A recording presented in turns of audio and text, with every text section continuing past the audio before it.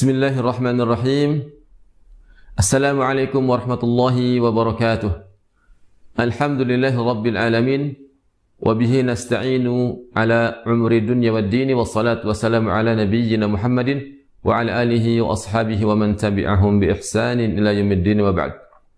Pemirsa MPM TV dimanapun Anda berada, masih kita lanjutkan pembahasan seputar makharijul huruf, yaitu tempat-tempat keluarnya huruf-huruf hijaiyah, yaitu huruf-huruf yang mana seorang muslim ketika hendak tilawah harus mengetahui di mana letak keluarnya huruf-huruf tersebut agar tidak terjadi lahan atau kesalahan atau kekeliruan, baik lahan jali maupun lahan khafi, yaitu lahan jali, lahan kesalahan yang besar yang berubah makna, yaitu kesalahan yang fatal, ataupun lahan khafi, yaitu kesalahan yang kecil, kesalahan tipis. Insyaallah ta'ala kali ini kita akan membahas makharijul huruf, yaitu tempat keluarnya huruf. Ada 3 huruf, yaitu huruf dha, kemudian huruf dzal, kemudian huruf tha, yaitu dari punggung ujung lidah menempel di 2 gigi seri atas. Hurufnya adalah dha, kemudian dzal, kemudian tha. Keluar dari punggung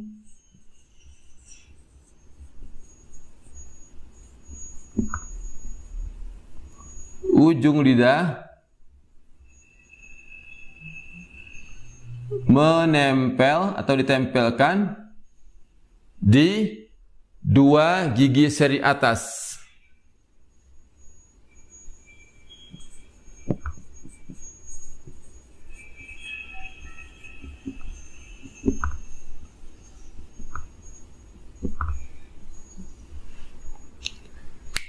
Perhatikan, punggung ujung lidah kita tempelkan di kedua gigi seri yang atas kita, ya, dha, dha, tha.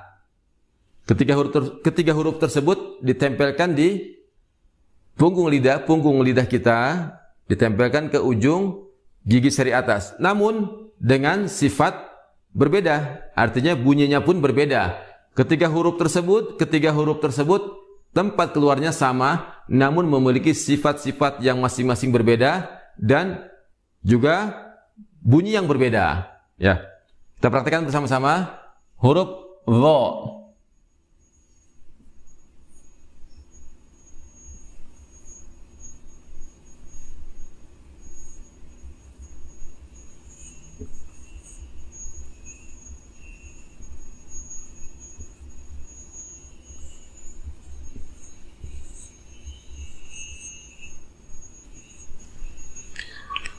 Huruf dha mempunyai sifat yang tebal, terangkat, isti'la, ya.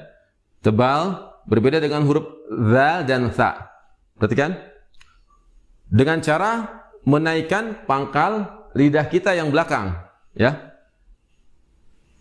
Au, iu,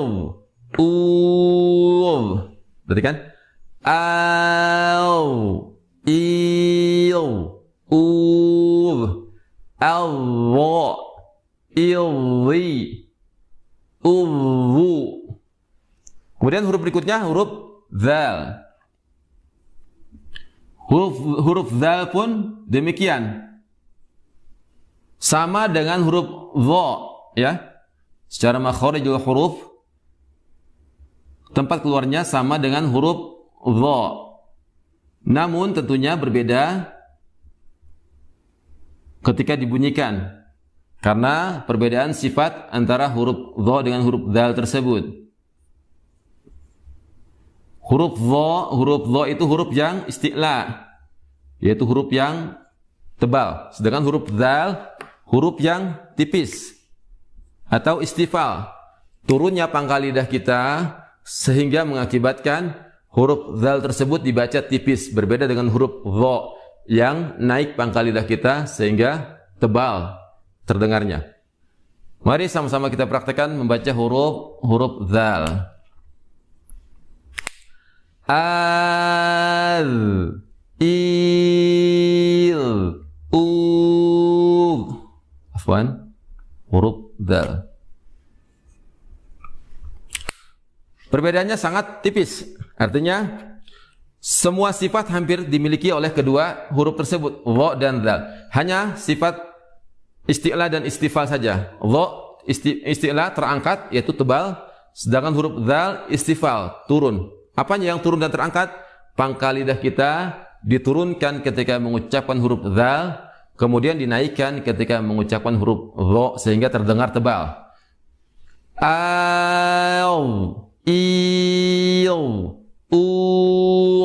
huruf zal kita turunkan pangkal lidah kita.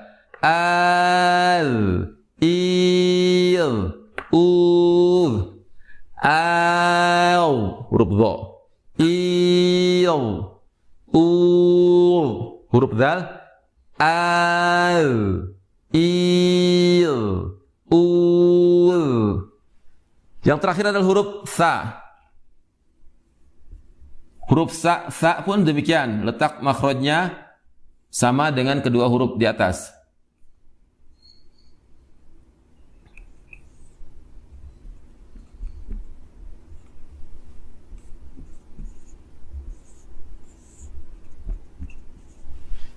Kita praktekkan membaca huruf sa. As,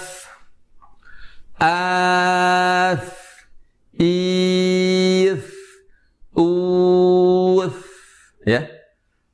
Huruf sa, huruf yang rendah atau turun atau istifal, menurunkan pangkal lidah kita.